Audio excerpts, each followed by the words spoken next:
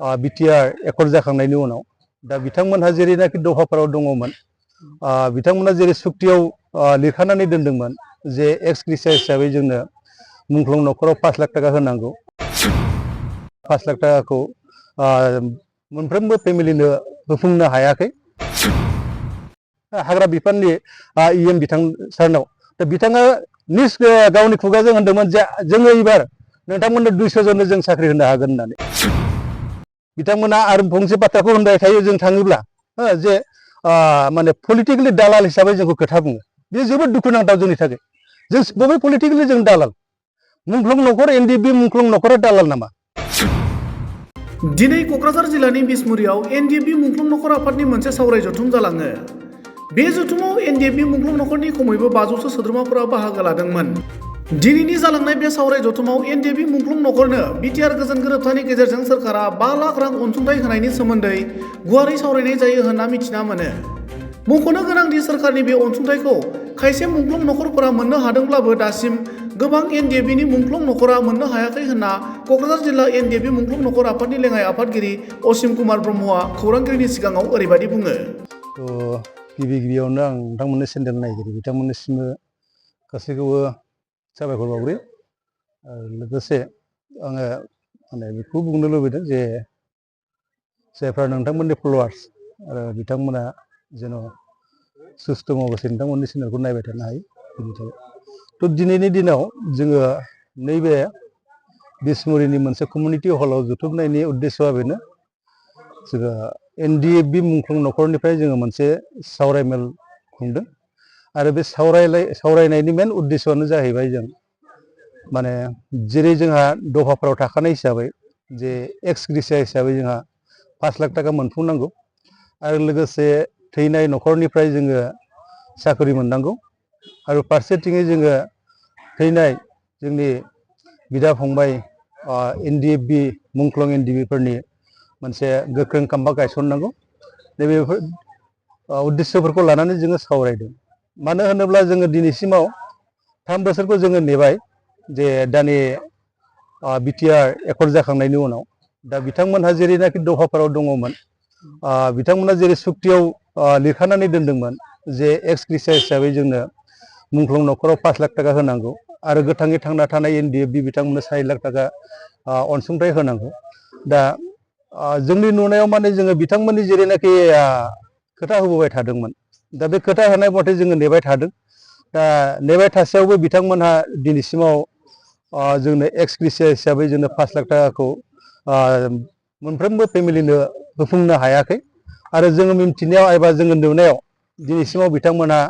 जोंनि मुंख्लं न'खरनो 193 totally बिथांमोननोल' check होनो हादों आरो बाखिया गासिबो दंजोबो दा बेखायनो जोङो खावलायगोन बिथांमोनखौ आरो आगोलनिफ्राय जों खावलायबाय थादों जे बिथांमोना थाबैनो जोंनि बे अनसुंथाइखौ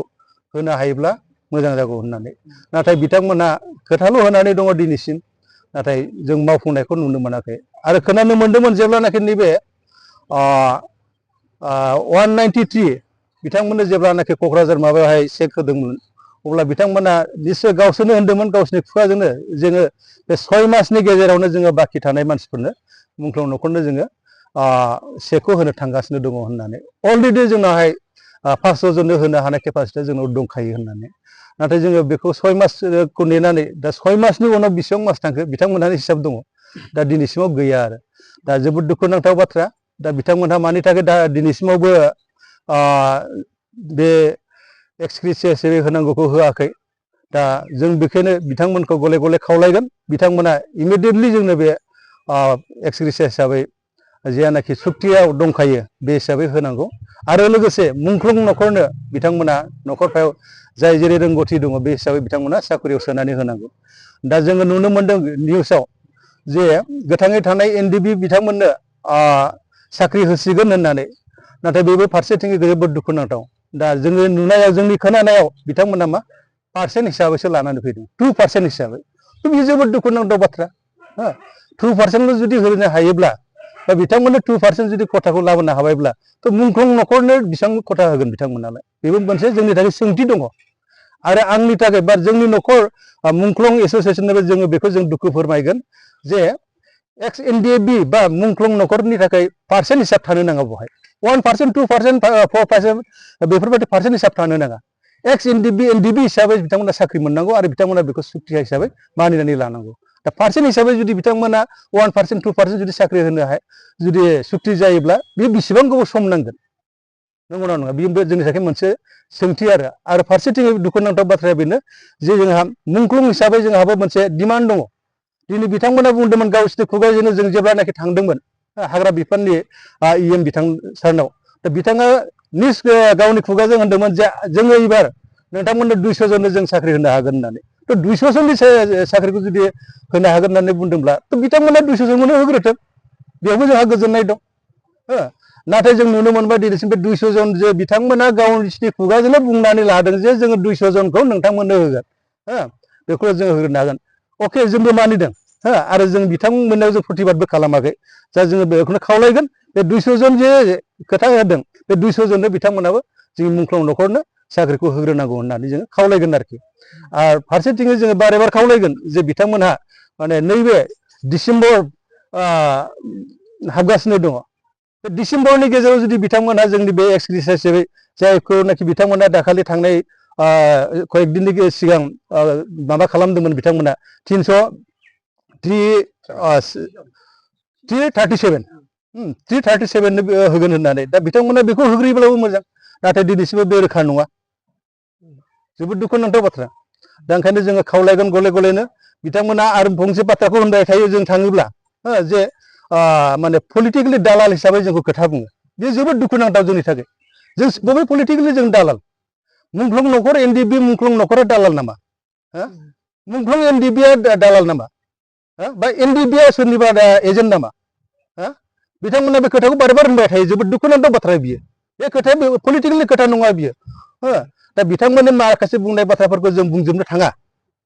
जोङो गोबां कन्ट्रल खालामनानै दङ जों गोबां हमथानानै दङ दा बिथांमोना जोंखौ माने आरजाथावै बाथ्राफोरजों जोंखौ माबा खालामो आरोखि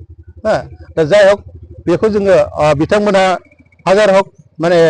जोंनि बिटिआरनि दैदेनगिरि हिसाबै जों बिथांमोनखौ रेसपेक्ट खालामो जों बिथांमोनखौ सनमान खालामो जथेस्थ' बिथांमोनखौ जों सनमान खालामनानै जों दिनैसिमबो बिथांमोननि खोथाखौ खोनासंनानै दङ बेनिखायनो जों खावलायगोन बिथांमोनाबो जोंनि गांनाय उखैनायखौ खोनासंनानै जेरैनाखि एग्रिमेन्टआव दङ बे एग्रिमेन्टआव थाखानाय बायदि दफा हिसाबै बिथांमोना मावफुंनांगौ आरो बे मावफुंनांगौ होननानै जुदि समखौ जुदि थांहोबाय थायोब्ला बेखौ सोर मावफुंगोन दफाया दफायैनो थाबाय थागोन इस्युआ इस्युयैनो थाबाय थागोन नंगौना नङा बेखौ सोर मावफुंगोन दा ओंखायनो बिथांमोनखौ आं खावलायगोन जथेस्थ'यै जे बिथांमोना इमिडियेटलि बे माबाखौ दफायाव थानायफोरखौ बिथांमोना मावफुंनानै होनांगौ होननानै आङो बिथांमोनखौ गुरैयै खावलायबावगोन आरो जुदि बिथांमोना जुदि जोंनि खावलायसेयावबो जुदि बिथांमोना खोनासङाब्ला हयथ' जोङो गणतान्त्रिक भाबै जोङो माबा मोनसे मावनो गोनां हाबाफारिखौ जोङो आखायाव लानो गोनांथि जागोन आरो दा जाय हक बेनोसै आंनि बुंनांगौ बाथ्रा